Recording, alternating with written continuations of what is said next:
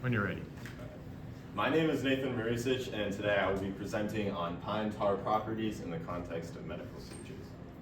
So the process that I took to get this question started with the removal of my wisdom teeth. During this process, I got sutures in the back of my gums, which prompted my curiosity to research furthermore into sutures, their history, and kind of their uses throughout that time. So sutures have been around for, we think, possibly thousands of years because of references to them in Egyptian hieroglyphics. Throughout these years, sutures have developed more in the sense of the materials that have been used and the techniques that have been used. However, the actual concept of sutures is a very old concept and entirely an idea has not developed so much in that time. Some limitations that I found to sutures, some problems that I found to them in my research, is the first one is the painful nature of the suture. So because the sewing of the suture takes place around the incision, it can be quite painful for the patient during the process and afterwards. Also, scarring is a big factor in sutures, and although there are things that can be done to prevent scarring, it is often inevitable and will have to be dealt with for a long time. So the other part of my question developed from an encounter with pine sap in nature while I was hiking. During this process, I got pine sap on my hands, and the first thing I noticed was the adhesiveness of the pine sap to my skin, which made me think more about how I could use this in my question and put that in the context of sutures and medicine in general. So in some further research of pine tar, for hundreds of years it was actually used in dermatology. So it was used in ointments to help treat certain skin rashes like eczema. This is because it naturally has a number of properties that make it a very good material to use this for. So these properties consist of antibacterial. So this means that the pine tar would prevent growth of bacteria in the area that it is placed.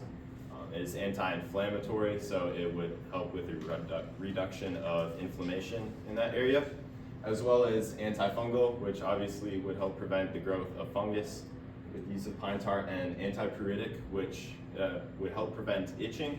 So it has been used to even treat dandruff and itching that is caused from that.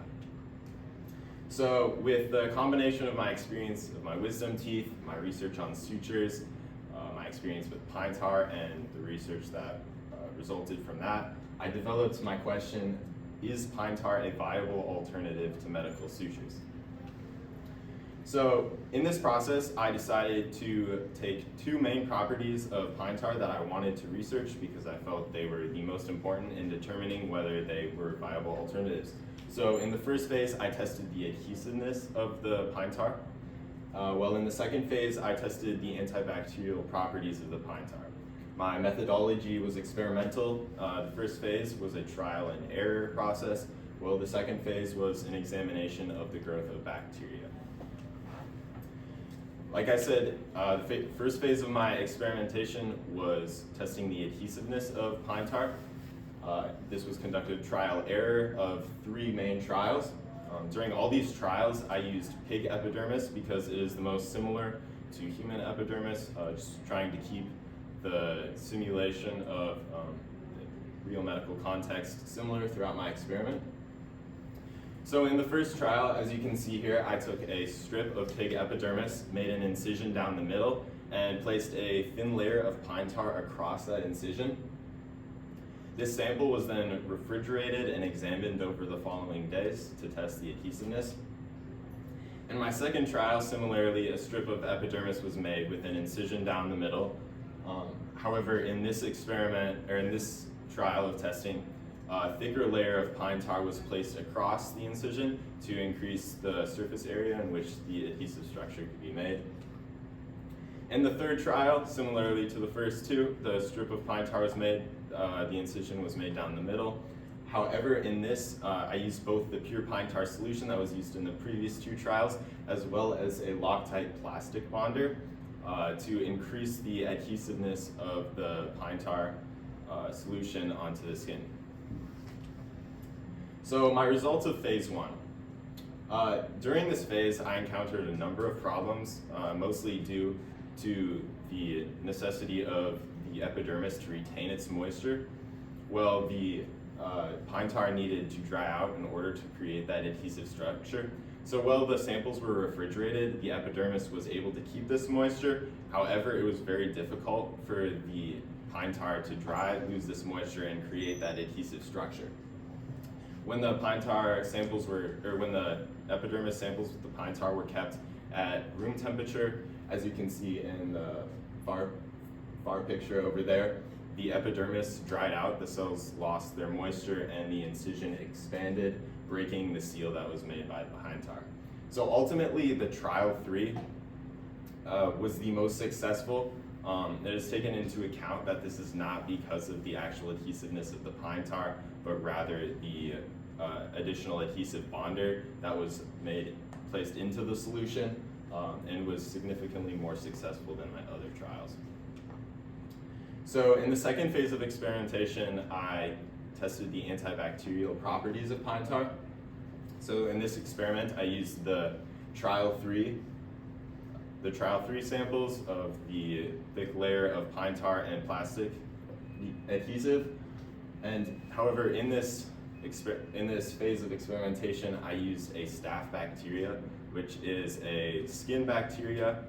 I use this in order to create a more simulated experiment to relate more to a medical context. So in this experiment, the staph bacteria was placed around the incision and the area of the pine tar-based solution. And over the next 2 weeks, the samples were refrigerated and the growth of bacteria was examined. So the results of phase 2, it was actually very successful in the sense that the bacteria spread around the epidermis. However, there was little to no growth found on the actual pine tar-based solution area around the incision. So this shows that the pine tar was very successful in its antibacterial properties and withstanding the growth of bacteria around that area. So to wrap things up, my question was, is pine tar an alternative to sutures, a viable alternative to sutures? This was conducted in 2 phases, testing adhesiveness. Ultimately, trial 3 was the most successful with the addition of the plastic bonder. The antibacterial properties were tested in the second phase, being very successful in that the growth of bacteria was prevented. So what does this mean in the context of my question? Is pine tar a viable alternative to medical sutures? So my answer is, to some extent, yes. This is only to some extent because the adhesiveness of the pine tar on its own failed to provide an adhesive structure to seal the incision. However, with the help of the glue, this was able to be obtained, but it is noted that the pine tar was not actually itself what was creating that adhesive structure. And the second phase, like I said, was very successful, and it prevented the growth of bacteria onto the area of the incision. Some societal implications. While I do not believe that pine tar on its own will become revolutionary in the context of medical sutures, I believe that further experimentation can be done in the use of pine tar in medicine because of its natural properties and the success of the antibacterial phase of my testing. I believe that it does have some potential when paired with other materials to create a solution that could be very effective in medicine and possibly sutures. Some limitations. First limitation was sample size. Well, this was not very much so a factor in the first phase of testing because there were a number of samples made to determine my results. In the second phase of testing, because I decided on a 2-week time period, I was only able to create 12 samples in which it was tested over that 2-week period. However, all of the results were very similarly the same. And the second of my major limitations was the fact that this was all qualitative data. So this means that I was not able to compare it necessarily to quantitative data that could be obtained from suture testing. However, I was not able to find any quantitative data on the testing of sutures on their own in the context of this. And also the multivariable process of what makes a good suture would have been more difficult to compare with this quantitative data. I need the references.